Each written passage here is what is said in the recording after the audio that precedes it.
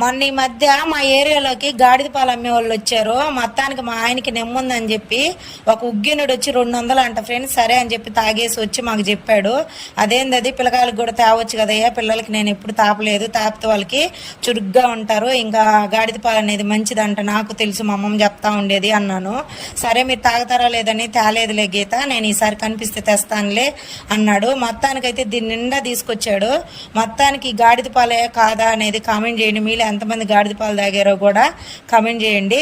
ఈ పిల్లకాయలందరూ మా అపార్ట్మెంట్లో ఉండే పిల్లకాయలు ఈరోజు ఆదివారం కావడంతో అందరూ ఆడుకుంటా ఉన్నారు. మా పిల్లకాయలు మామూలుగా తాగరు అనమాట. ఇంక అందుకని ఉగ్గిని ఎత్తుకొని బయటకు వెళ్ళాను. అందరూ వచ్చారు మాకు మాకు అనేసి. 2 పిల్లకాయలు అయితే తాగలేదు, మిగతా పిల్లకాయలు అందరూ తాగేశారు. ఈ ఒక్క బాటిల్ 2000 అంట ఫ్రెండ్స్. నేనైతే అవాక్ అయిపోయాను. 4 గాడిదలు పెంచుకొని వ్యాపారం చేసుకుంటే బాగుండి అనిపించింది. మీలో ఎంతమందికి ఎక్స్పీరియన్స్ ఉందో కామెంట్ చేయండి గాడిద పాలు తాగడంలో. ఇంకా ఈ సురుకు పాలు కూడా